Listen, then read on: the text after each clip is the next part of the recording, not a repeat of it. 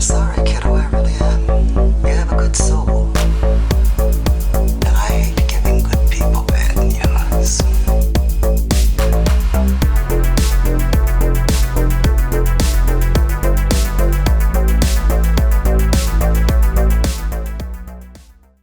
So, I'm Tony, he's Mike, and today we are going to talk about something a little bit different. We are doing 1981's Outland.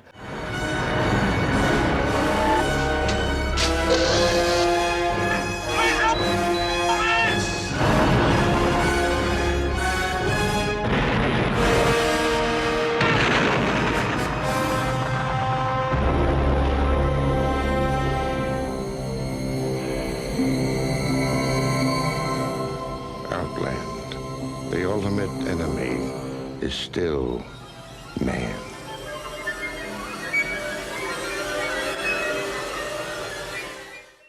Directed by Peter Hyams, starring Sean Connery. Give us the rest of the cast, Mike. Also starring Peter Boyle as Mark Shepard. He is the head of the mining facility. Francis Sternhagen as Dr. Marion Lazarus. There's other people in there, but everybody else is kind of secondary characters and not really important. At best, yeah. Just to go through this plot very quickly. So we had this mining outpost in... On I.O. Thank you. Yeah. And so out there they mine titanium. The people that are out there are there for 1 year contracts, and they get rotated out. So this is William O'Neill's latest assignment of multiple shitty assignments. I know this is a lousy assignment, and I know what it is for you, how difficult. Just give it a chance. It won't be so bad. The wife is getting tired of this stuff. Yeah, he's a federal marshal. Yeah. And that's who legally this falls under their purview because stuff. Yeah. Yeah. So anyways, he's been doing this for so long that their son, who I think is what? 7 or 8? Maybe even older than that, maybe 9, has never seen Earth. He's a child. He's never set foot on Earth. Never. Yeah, never ever seen Earth. Yeah. And that's a great detail. It shows how long they've been doing this and how much bullshit this poor wife has had to go through. So anyways, they get there. It doesn't take very long. The wife's had enough. She leaves a John Deere... a Dear John letter. Yeah. John Deere's a tractor. She doesn't leave one of those because that'd be kind of big and very obvious, and I don't think you quite get that one. But a Dear John letter, or video in this particular case. So I'm taking Paulie back home. I love you. You don't deserve this. I'll contact you in a few days from the space station before we finally leave for Earth. And so she leaves, takes the kid with her. So he's there stuck by himself, which is one of the parallels to High Noon. Yeah. Which we'll get to. And from there, there's some accidents that are happening with the miners. They're having some psychotic freakouts. One guy thinks he has spiders in his suit and accidentally falls off the rig. Tyler, what's the matter with you? Get wet off. Fire! Please help me!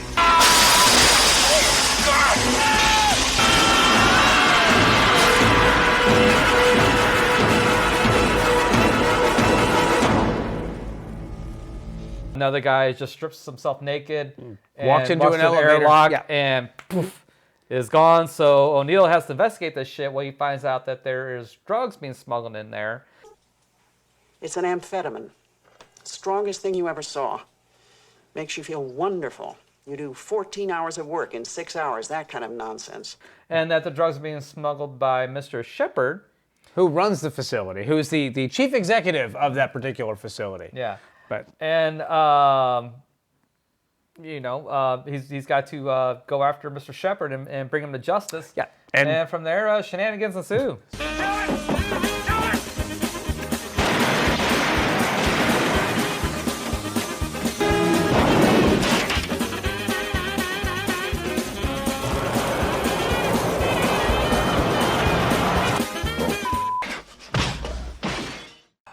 This is a heavy movie.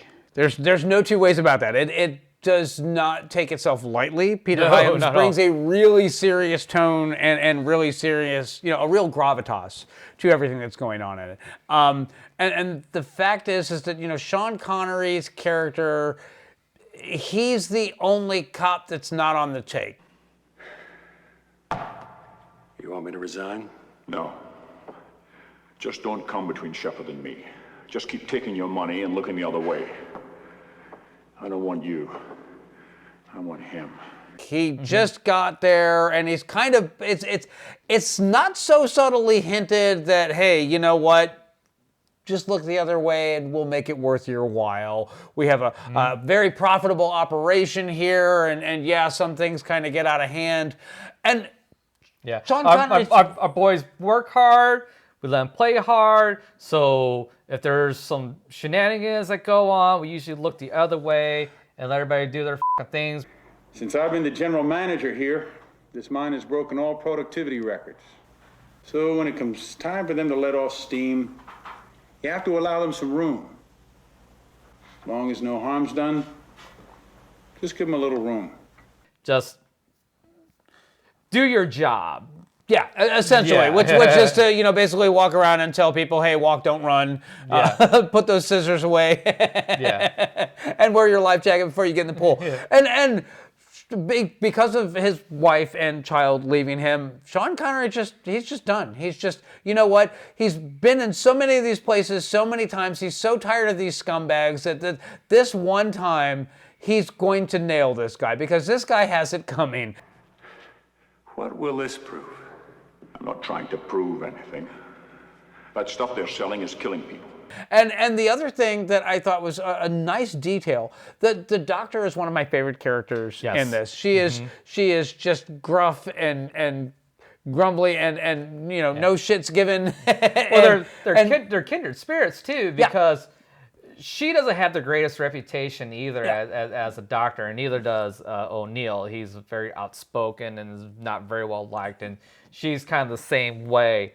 Except for I think for her, I think she hinted at her skills ain't quite what they could be, and that's how she ended out there because they don't really expect her to do a whole lot, to save lives or anything like that. They expect her to fix sprained ankles and broken arms and that sort of thing, and never. She's like the school nurse. I spend my days dispensing tranquilizers to the workers and certifying that the company prostitutes don't have syphilis. I don't know how to analyze a new molecule. Well, the other thing is that she's not expected to do autopsies because when there's explosive decompression, there's not a lot left, and the company likes to ship the remains out very quickly. So they've stumbled into the perfect way of hiding the deaths of all these workers that's going on. And when they finally do get a blood sample and they find out that they're using this steroid, that continued use of it will eventually make you psychotic. I think it was It's an amphetamine. Yeah, it's an amphetamine. Speed, But yeah, it makes you work like a horse. You can do 14 hours of work in 6, and the company loves it because it bumps up productivity. And then when Sean Connery's character finds out that Shepard, the administrator of the facility, is the guy that's making it possible for this stuff to get brought in, and he's turning a blind eye, but he's fully aware of why it's coming in and all this. Did you really destroy the entire shipment? Yes. You do have a flair for the dramatic. Was it expensive? More than you can ever imagine. It's incredibly well structured. It's incredibly well delivered. I love the fact that he never pulls the "I'm the big badass cop" routine. He goes into his office. He has a conversation. He's like, "I'm gonna bust you," and it's I'm not. He's not. I'm here and here's my badge and I'm gonna take you out of here in cuffs. None of that crap. No one's going anywhere. It's great banter between the two. It really is. Peter Boyle is a great cast in this because he's a perfect counter to Sean Connery. If you're looking for money, you're smarter than you look. If you're not, you're a lot dumber. I'm probably a lot dumber. There's the one conversation where he's playing cyber golf, he's driving the ball out there, and him and Sean Connery are just going back and forth. I know what you're doing. I know you're the one bringing it in. I've got you dead to rights and da da da da da. Yeah, okay, great. See if you can prove it. While he's hitting his balls out into the virtual greens on all that.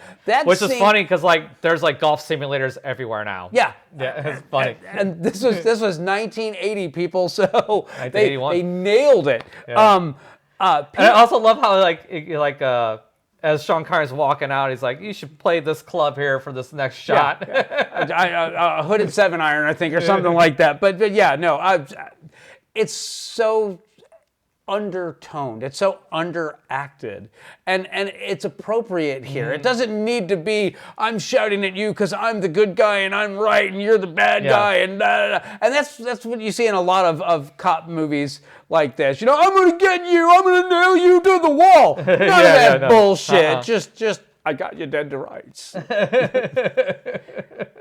I'm gonna end you, Shepard. So, and then all the assassination attempts that happen. Yes. The one in the meat locker where he discovers the entire shipment of the amphetamine. Yeah, no, that was really, really good.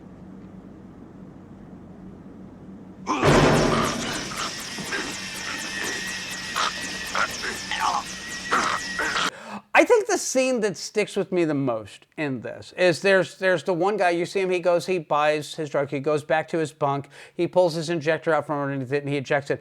And then a little bit later, they just leave it there, and then a little bit later, there's a hooker that's being roughed up inside of one of the things. That sequence right there, when Sean Connery is outside the door. You're going to kill me. No, I'm not. You have my word. You also have my word that if you kill that girl, I will kill you. And I love that whole sequence. It's perfectly acted. It is perfectly edited. It is perfectly lit. The red light inside of the room, hiding the fact that you don't actually see how beat up she is until the white lights come on and you see the bruises all over her face.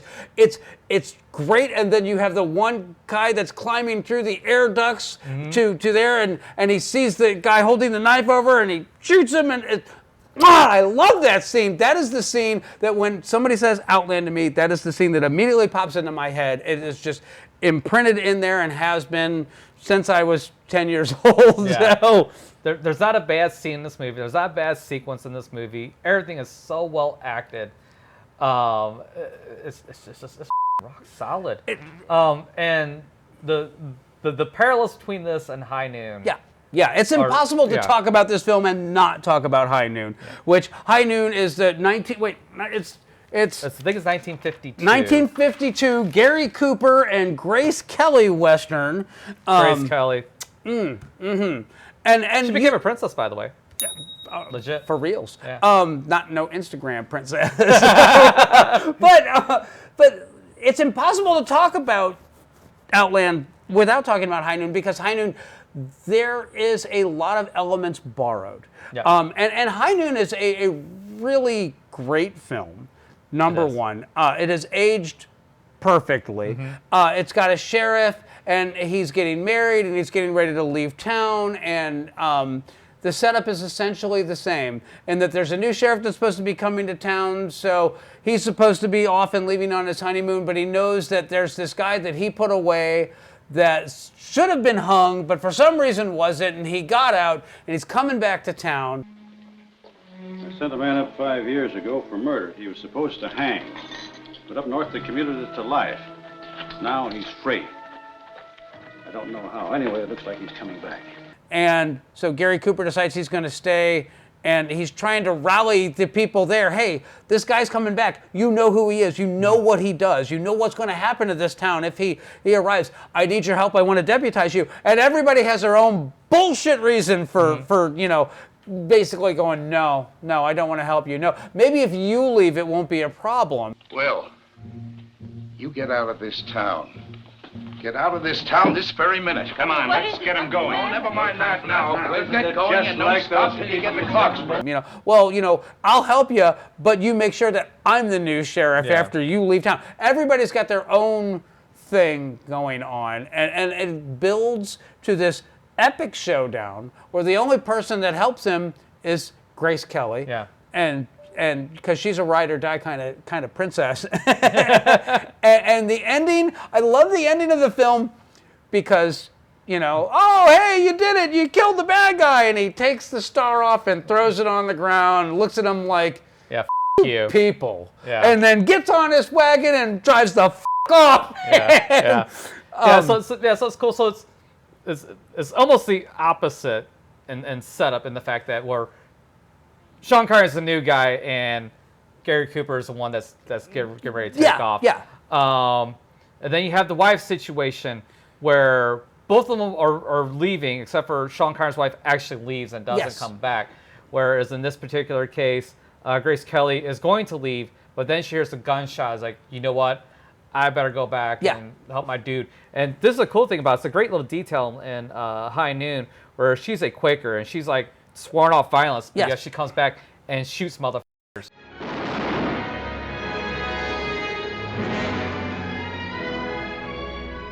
Yes. To protect her guy. To save her man. So. Yeah.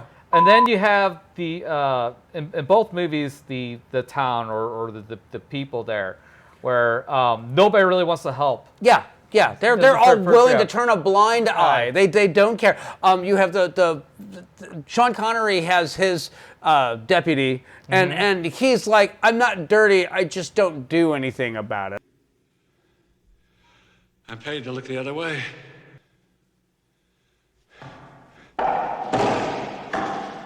I get it. You don't do anything bad, you just don't do anything good, right? I take the money and I look the other way, but I'm not involved in the distribution or how it gets here or anything like that. I don't know anything. I just don't go looking for it. Yeah. In High Noon, it's Kirk Douglas, a very young... No, it's not Kirk Douglas. No, it's not? No. It's Lloyd Bridges. Lloyd Bridges. It's Lloyd Bridges, who is... he's the young wannabe deputy. He's got something to prove to everybody. He really wants to be the sheriff, and if he's not going to be the next sheriff, then he don't want anything to do with it. He's turning in his badge. It's very simple, Will. All you got to do is tell the old boys when they come that I'm the new marshal. And tomorrow they can tell the other fellow they're sorry, but the job's filled. You really mean it, don't you? You want me to stick? You put the word in for me like I said. Sure, I want you to stick, but I'm not buying it. It's got to be up to you.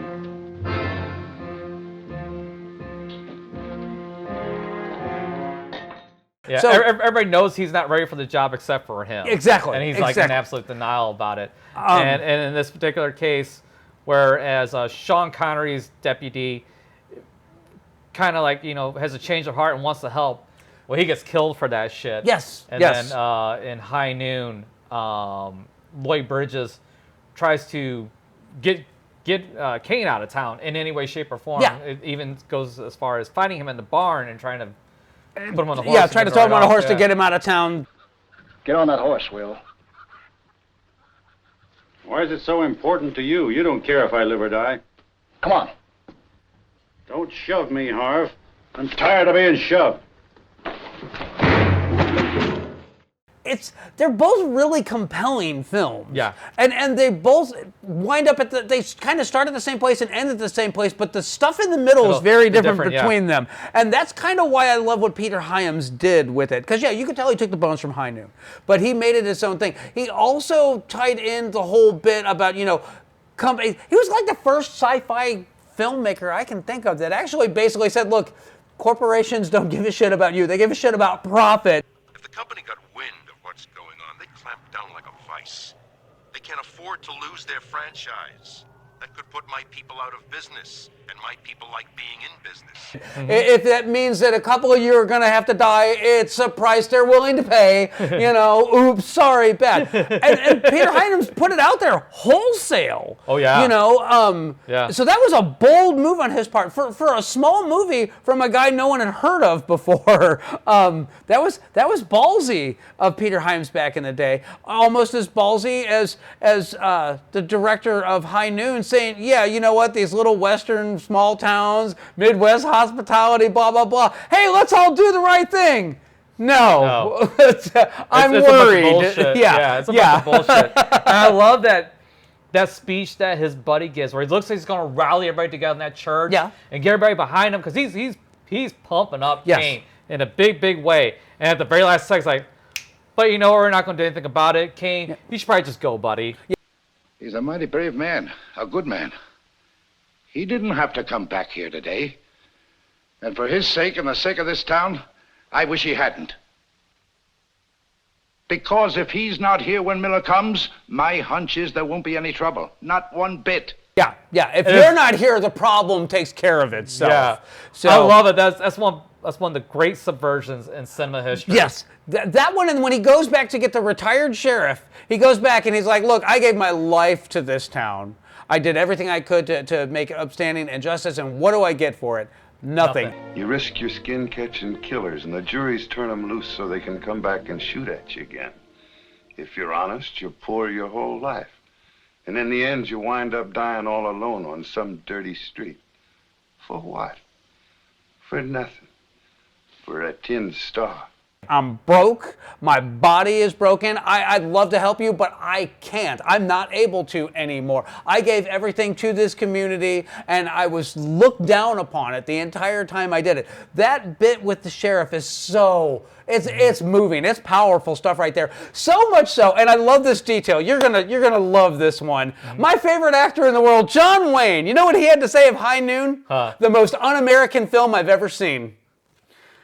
Yeah, if you need to know what kind of douchebag John Wayne was. So much so that's why I went off and made Rio Bravo. Yeah, tough guy. Yeah. But Gary Cooper won an Academy Award for his performance, deservedly so. Oh, yeah. He plays that to the T. It was spectacularly good. It almost watches like a contemporary performance in how not John Wayne it is. Oh, it was ahead of its time. So way ahead of its time. 1952. So that's 7 years after World War II ended. Yeah. So a good 20 years. Because it wasn't until the 70s where you get the very anti-American. Yeah, where you start seeing like Gene Hackman in The French Connection and all those kind of movies where they're like, yeah, you know what? Maybe American neighborhoods aren't so great, and it's not because of this. It's because of the people that live in them. They don't do anything about stuff. Changing gears back to Outland. Back to Outland. and talk about O'Neill's men.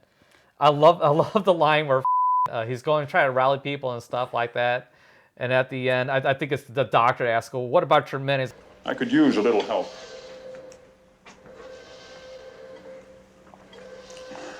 I thought so. You're supposed to protect us. You're the police. It's your job. Where are your men? My man. My men are shit. Yeah. Oh God. Yeah. And then the only person that actually helps him out is the doctor. Yeah. And she's one freighter trip ahead of a lawsuit, I think, or a miscarriage. Shit. How does she phrase it? She says, Company doctors are like ship's doctors. Most are one shuttle flight ahead of a malpractice suit. That's what it was. So, and I love that she just delivers it like that. Like, she knows she's not the best doctor. Mm-hmm. She knows that they hire them for a reason. It's because they're knowledgeable enough to take care of what they want taken care of, but not smart enough to go looking for the stuff that they don't want them looking into. Where do they send the bodies? They usually ship them out on the next shuttle. They wrap them up and jettison the body halfway to the station. Burial at sea and all that crap. Yeah. So, again, it's just everything about both of these movies are spectacular. Are you ready for the notes? I have lots and lots of notes. So with Outland, it was, and just so you know, Peter Hyams went on to do 2010. He went on to do Time Cop, which I loved and you hated. And we watch our episode here of Time Cop and the Action Bowl, whatever episode it is. It was Jean-Claude Van Damme, and it was this last episode of season 1. So I'll link it. I'll be right up there. But the budget for Outland was $18 million. I'm surprised it's that much, actually. The box office for Outland was somewhere between $17 and $20 million. So this was not a box office hit. This was not a huge success by any stretch. No, it's not a success.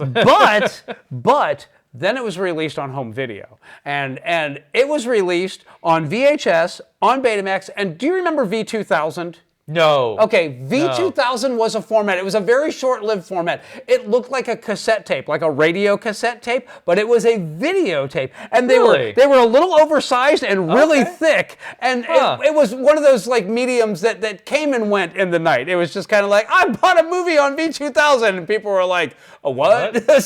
so you probably have to pay a mint to find a V2000 player and tapes today. That's how rare they are. Anyways. But it was hugely successful when it was released on VHS, so much so that it has actually been released multiple times on VHS. Then it was released in a rare widescreen VHS. Now that didn't happen a lot. It was a very rare film that got a widescreen VHS release. Yeah, because most of that shit was pan and scanned. Yeah, right? exactly. Then it was released on It was released on CED in 1983, then on Laserdisc in 1984, and again in 1991. Then it was finally released on DVD on November in 1997, and on Blu-ray in 2012. So for a film that floundered at the box office, this has been a runaway success for the home media market. I mean, it has more releases than a lot of films that I can think of that you would think, oh, there's got to be hundreds of releases. No, Outland has squashed all that shit.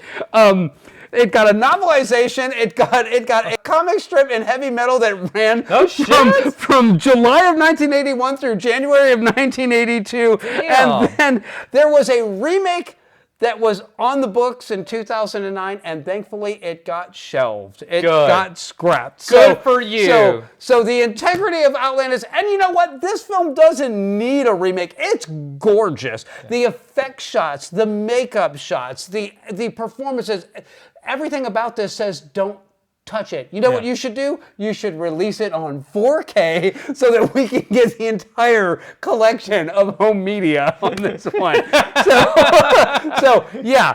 This film was a huge success on cable and everything except for its actual original theatrical run. This film did especially well.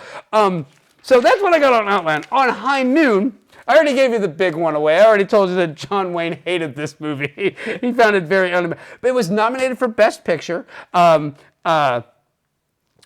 This is something I didn't catch when I watched it, but the events in High Noon happen in real time. So this film starts at 10:30 in the morning and actually ends shortly after noon. Yeah. It's a short film. It's based on a short story by John W. Cunningham called The Tin Star. It had a $730,000 budget. And it made $12 million in the box office, and that's 1952 money. So that's big money. Yeah. That's big money. When it was released, a lot of audiences expected it to be a classic Western because that was kind of how it was done. And this is the best part about this. When it was released, critics scoffed at the notion that a woman could save the hero. They were just completely, bent out of shape over that one. But which kind of, lends a little bit to John Wayne and his, it's the most un-American film I can see. The notion that the sheriff was saved by his wife, who was a Quaker, who picked up a gun to save her husband, was just such a foreign idea to John Wayne. He declared this film un-American. They know she's a fucking princess. And that's John Wayne is a douchebag. There's so much good stuff in both of these movies. My question to you is this. Which order would you recommend people watch them in? I don't think it matters. You don't think so? I don't think it matters at all. No, as a matter of fact, actually, you should probably watch Outland first. Because number one, Outland is a grossly underappreciated movie. Yeah. It's one of the best performances by Sean Connery in any movies, and including the Bond movies. Yeah. And it makes me wonder why he wasn't involved in more good dramatic films like this. Well, his career kind of tanked a little bit in the mid-'70s, and so this was kind of his comeback because right around this time he did Highlander. He was doing all these low budget I'll take whatever role is thrown at me sort of thing. So he did Outland, he did Highlander, he did a bunch of other films. Greetings. I am Juan Sanchez Villalobos Ramirez, Chief Metallurgist to King Charles V of Spain, and I'm at your service. But if it hadn't been for that, Sean Connery would have kind of been forgotten about as like, one of those 60s leading men that didn't make the jump through the 70s and into the 80s on that. Quite the contrary, this kind of started the reemergence of his career, because it showed that no matter the script, no matter the role, Sean Connery was going to show up, he was going to bring his A game, he was going to deliver, and he was going to put asses in them seats, and you should pay the man for it. Yeah, you should. Yeah, because and I agree with you. No matter what the he's in, even in pieces of shit like fucking that Green Knight movie. Sean Connery is the mysterious Green Knight. All I seek is good sport. That he did the fantasy film. Oh God, I forgot what it's called. I remember he did. You'll throw it up here, Yeah. where the fuck it is. And that stupid fucking movie where he plays the Green fucking Knight, he still fucking delivers. Well, shit, he was great in Time Bandits. Well, the gods must have given you a name. Oh, yeah, Kevin. Kevin. Well, Kevin. Yeah, sure. It's a short little segment in there where they go back to Crete and he's the king of Minos, and I love Sean Connery in that bit, but everybody forgets that Sean Connery was in Time Bandits. So, we got a production note. The film's name is Sword of the Valiant. Thank you. There you go. Thank you. And that movie's a piece of fucking shit. It is a piece of shit. If he wants to review it, put it down in the fucking comments. I'll be happy to talk about that movie. but yeah, no, Sean Connery is consistent in his delivery. He's great in everything he does. It doesn't matter how shitty it is. And he's not the only one that had one of these careers that slumped in the late 70s, early 80s, and he would just take any role that he got. James Earl Jones had the same thing. Yeah. So, which is going to come up in one of the next reviews we're going to shoot here shortly. So, but I love both of these films. Karen is a massive fan of Outland, and she is one of those, like, she gets in a mood. She wants to watch Outland, and I'm thinking, all right, I'm in. I'm always in. I dig this movie. So it's an unappreciated. It's the kind of crime thriller that doesn't get enough praise for how true to life it really is, because you're not racing against the clock and you're not, oh no, I've got to, find this piece of evidence and nail this guy. No, it's a cop doing his job, and he treats it like that, a job. It's not a crusade, it's a job, and that's what he's there to do. And I love you, Sean Connery, for doing it, and I love you, Peter Hyams, for doing it exactly the way you did it. And Gary Cooper, thanwant you. Yeah. Yeah. Both of these movies I can't recommend enough. If you want to buy them, absolutely buy them. Absolutely, you won't be disappointed. If you don't want to buy them, you should absolutely watch them, though. I mean, without a doubt, must watch TV. Some cinema, I should say. Absolutely. Yeah. Two of the most influential pieces of cinema that are unappreciated now. That's the best way that I can sum it up. These are absolute buys. These are absolute recommends. They're both available right now on multiple streaming platforms. Tubi, Plex, all of the free ones is where I found Outland. I had it on Blu-ray already, so I didn't have to go looking for it, but I did actually find it out there. But there's not enough good things I can say about this. I want more movies like this, and this is one of those films. We've talked about this a little bit before, where I said that a lot of modern science fiction is basically an action film with a science fiction veneer. This isn't that.